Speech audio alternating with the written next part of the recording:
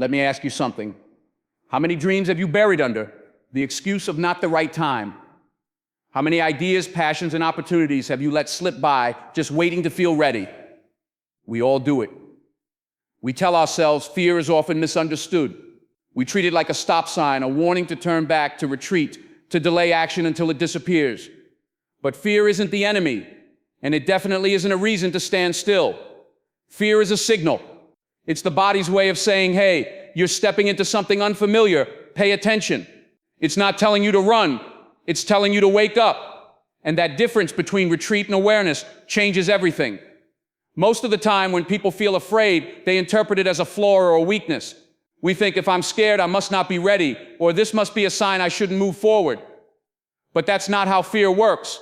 Fear shows up when something matters. It shows up when we care, when something is meaningful, when there's risk, and where there's risk, there's also potential for growth. That pounding heart, that knot in your stomach, that racing mind, it means you're alive. It means you're on the edge of something that might just change you if you're brave enough to face it. Think about any major milestone in life. The first time you stood on stage, the first time you interviewed for a job you wanted, or confessed a feeling to someone who mattered.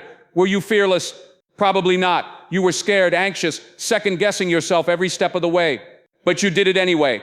And that's the key. Fear doesn't disappear before you act. It transforms because you act. The magic happens not in the absence of fear, but in the decision to move forward despite it. Fear is often confused with danger, but they're not the same. Danger is real. If you're standing at the edge of a cliff without a harness, that's danger. But fear can show up even when you're completely safe, just emotionally exposed. Fear doesn't always mean you're in harm's way. It often just means you're doing something unfamiliar or uncomfortable. That's why people feel terrified before speaking in public or posting a personal story online or starting something new, because those moments matter. They have weight.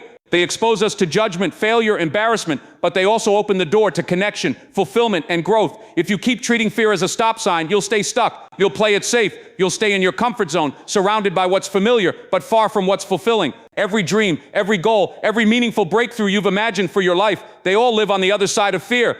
And to reach them, you don't need to be fearless. You just need to be willing to try, willing to fail, willing to do it scared. Fear is not your enemy. It's your compass. It points you toward the places in life where growth is possible. You might shake, you might sweat, your voice might tremble, but none of that disqualifies you. In fact, it proves you're human. It proves you're stepping into something real, and that is far more powerful than pretending to be fearless. So the next time fear shows up, don't automatically hit the brakes. Don't retreat or wait for it to go away. Listen to it. Let it sharpen your senses. Let it make you more present. But don't let it make the decisions for you. You are allowed to be afraid and still move forward. That's not weakness. That's courage. And courage will take you farther than comfort ever could. Fear is not a stop sign. It's a signal. A signal that something meaningful is ahead. A signal that it's time to begin. We grow up believing in the myth of perfect timing. It's subtle, but it's there in the way people say, wait for the right moment, or you'll know when it's time. And so we wait. We wait for clarity, for confidence, for more money, more support, less stress. We wait for everything to feel just right before we take the leap, speak up, start the business, change careers, move to a new city, write the book, or chase the dream. But here's the truth most people don't talk about. There is no perfect time. It doesn't exist. It's an illusion that keeps people stuck in place, making excuses while life moves on. The world doesn't stop spinning because you're unsure. Circumstances don't suddenly align just because you've decided to finally take your goals seriously. Life is messy. There will always be something unfinished, uncertain, inconvenient, or intimidating. There will always be doubts whispering in your ear, responsibilities pulling at your time, fears questioning your readiness. And yet, despite all of that, the only thing standing between you and the life you want is action. Not someday, not when everything settles down. Now, people often think, I'll start when I feel ready, but readiness doesn't come from waiting. It comes from doing. You don't become more prepared by overthinking. You become prepared by taking steps, no matter how small, and learning as you go. It's in the action, not the delay, that clarity begins to form. The more you wait, the more you feed fear. But when you move, even imperfectly, you begin to build momentum, and momentum is more powerful than perfection will ever be. Sometimes we convince ourselves that we're being patient or strategic, when in reality, we're just afraid. We use the idea of perfect timing as a shield to protect us from the discomfort of uncertainty. But all that really does is keep us stuck in limbo. Days turn into weeks, weeks into months, and before you know it, years pass by. You look back and wonder what could have been had you just taken that first uncomfortable step when the idea first sparked inside you. Waiting for the perfect time often disguises itself as wisdom. It sounds reasonable, it feels safe, but it's often a delay tactic, dressed up as caution. It's your brain's way of keeping you in familiar territory, even if that territory is unfulfilling or stagnant. Growth doesn't happen in perfection. It happens in the in-between, in the chaos, in the middle of the storm. The people who make the most impact, the ones who actually chase their dreams and build lives they love, don't wait until everything is aligned. They start in the middle of the mess. They move forward even when the path isn't clear. Perfection is a moving target. You could wait a month, a year, a decade, and still not feel ready, because life will always present reasons to wait.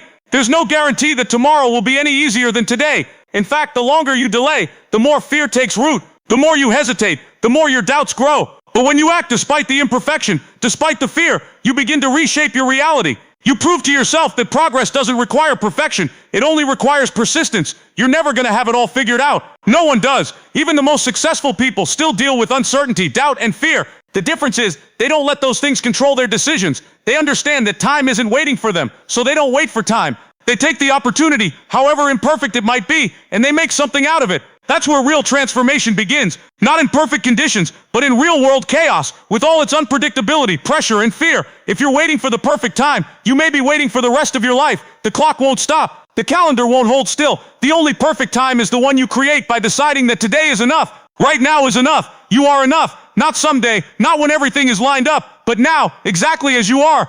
Growth doesn't happen in the safety of what's familiar. It begins the moment we step beyond our comfort zone, into the unknown, into the awkward, into the place where fear and possibility meet. The edge of comfort is where everything starts to shift. It's where you find out what you're really made of. It's where you stop playing small and start becoming someone more capable, more resilient, more alive than you've ever been before. We crave comfort because it feels safe. It's predictable. It's the job you know how to do, the routine that never changes, the version of yourself that doesn't get challenged or questioned. But what's comfortable is also limiting. It's like living in a beautifully decorated cage. It might feel pleasant, even cozy, but you're not free. You're not expanding. You're not learning who you could be because you're too busy repeating who you already are. There's nothing wrong with comfort. It has its place. We all need rest, recovery, and stability. But when comfort becomes the goal, it slowly becomes a trap. It numbs your ambition. It dulls your hunger. It convinces you that where you are is good enough. Even if something inside you is aching for more, that ache is not a flaw. It's a signal, a reminder that you're built for growth, for movement, for challenge. And challenge never lives within the walls of what's easy.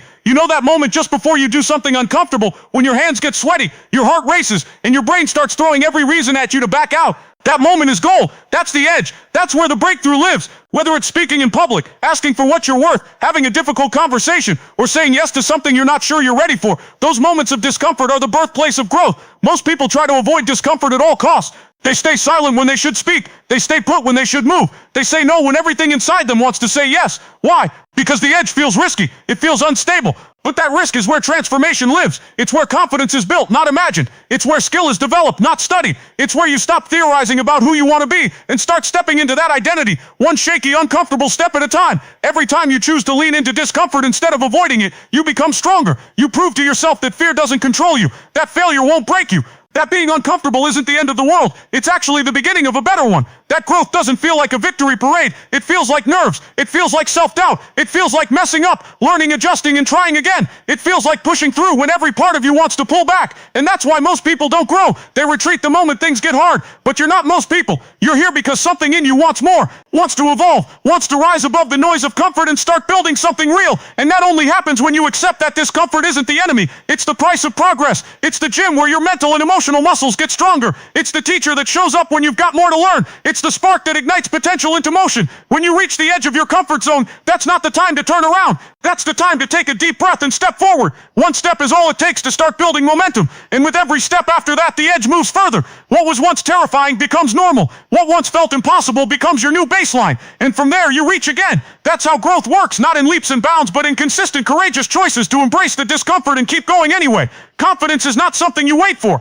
It's not a magical feeling that shows up one morning suddenly giving you the courage to pursue your dreams, speak your truth, or take that risk. Confidence is not a prerequisite to action. It is a result of action. And yet so many people get stuck in this loop, waiting until they feel confident enough before they move. They keep putting off their goals, telling themselves they'll start when they feel ready. But readiness isn't a feeling that precedes action. It's something that's built through the doing, through the effort, through showing up even when you're uncertain and scared. We often look at confident people and assume they were just born that way, or that they always knew what they were doing. But if you were to rewind their journey, you'd find the same doubts, the same nerves, the same hesitation that everyone else feels. The difference is they didn't let those feelings paralyze them. They took action despite the fear, and with every step forward, they gathered evidence that they were capable. That evidence, collected through effort and persistence, slowly became confidence. It's in the first shaky try, the awkward first draft, the failed attempt, that confidence begins to form. It's not pretty. It doesn't feel strong. But it's real. You begin to prove to yourself that even though you didn't feel totally sure, you still showed up, and that creates a shift. You start to realize that you don't have to feel confident to act confident.